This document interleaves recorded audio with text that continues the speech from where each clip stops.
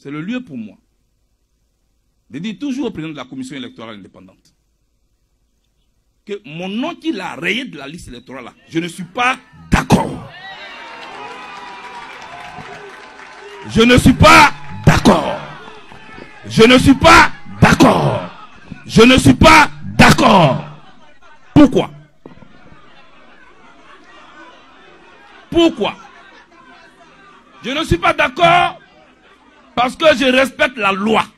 Il est juriste. J'ai été condamné par contumace. Les Anglais disent in absentia, c'est-à-dire à mon absence. Mais pour condamner un justiciable par contumace, il y a des conditions qui sont exigées par la loi. 1. Il faut que la justice devant laquelle il doit se présenter ne sache pas où il se trouve. Il faut que lui-même ait refusé de se présenter. Ou alors, il faut que les raisons de son absence ne soient pas valables. Monsieur le président de la CEI, monsieur le juge, le 23 mars 2014, de la DST, j'ai été conduit au palais de justice de la Côte d'Ivoire. De là, les juges ont siégé et avec l'accord du gouvernement ivoirien, j'ai été remis à la Cour pénale internationale. Pour que ma responsabilité soit située dans la crise qui a endeuillé mon pays. Je n'avais pas le choix, j'y suis allé. J'ai fait plusieurs années de procès. Et les juges ont estimé que j'étais innocent et ils m'ont acquitté. Donc, tout le monde entier savait où j'étais. J'étais à la Cour pénale internationale à La Haye. Si vous ne savez pas, ce n'est pas grave.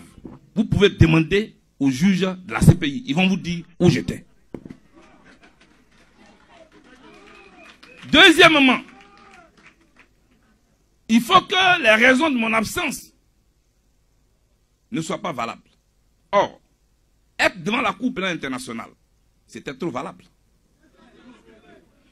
Ce qui m'a le plus choqué, c'est ce commissaire de justice, ce qu'on appelait avant huissier de justice là.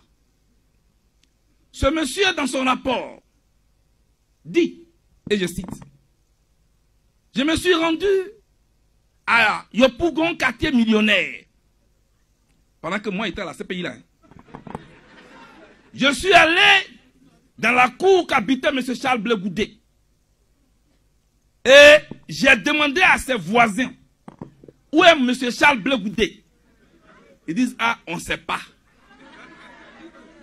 C'est-à-dire, moi j'ai pensé que les sorciers les étaient au village. Gars, on est habillés ici à eux. Donc lui, il ne savait pas où j'étais. Et il allait interroger mes voisins à Yopougon. Mais le procès là, il était en direct. Vous voyez, ça là, ça aussi là, ça là, lui là aussi là, c'est le commissaire de justice. Lui là, vous voyez, c'est ceux-là qui gâtent notre pays. Mais ce n'est pas grave. Je voudrais donc dire que quand on bâcle la justice de cette manière, qu'est-ce qu'on enseigne à notre jeunesse?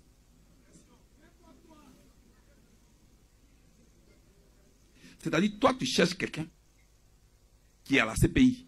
Tu le vois tous les matins à la cour. Et puis toi, tu le cherches à Abidjan. Ça s'appelle l'aveuglement volontaire. C'est-à-dire, tu vois, elle fait comme si tu vois pas. Chers amis, voilà ce qui concerne le cas Blé Goudé. Je ne peux qu'interpeller. Et j'interpelle encore tous ceux qui ont la capacité de régler ce problème. Voilà le deuxième point sur lequel j'ai voulu interpeller le président de la commission électorale indépendante. Le gouvernement de Côte d'Ivoire. Nous, opposition, avons demandé un dialogue politique. Pour que toutes les questions relatives aux prochaines élections soient discutées sur la table des discussions et des dialogues. C'est ce que nous avons demandé. Alors, le gouvernement n'a pas encore répondu qu'il y a des faiseurs d'opinion sur des plateaux de télévision pour moquer l'opposition qui disent mais que l'opposition crée les rapports de force. Ils pensent qu'en disant ça, eux, ils se moquent de nous comme ça. Non. Je voudrais dire à ceux-là qu'eux, ils peuvent vous parler comme ça. Mais ce n'est pas par faiblesse que l'opposition de Côte d'Ivoire demande le dialogue.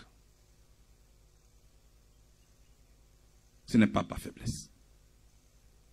C'est en regardant dans le rétroviseur de notre histoire récente que nous demandons le dialogue. Celui qui a vécu la crise de 2010-2011, celui qui a vécu la crise de 2020, ne peut pas s'asseoir sur un plateau de télé et dire à une partie des Ivoiriens, créez les rapports de force. Parce que nous tous, on connaît les conséquences. De quels rapports de force il parle? Des rapports de force qui ont été créés en 2010, en 2002, en 2005, avec des fusils pour contraindre l'ancien pouvoir à aller signer des accords hors de la Côte d'Ivoire. Eux, ils l'ont fait. Nous ne le ferons pas. Nous ne le ferons pas.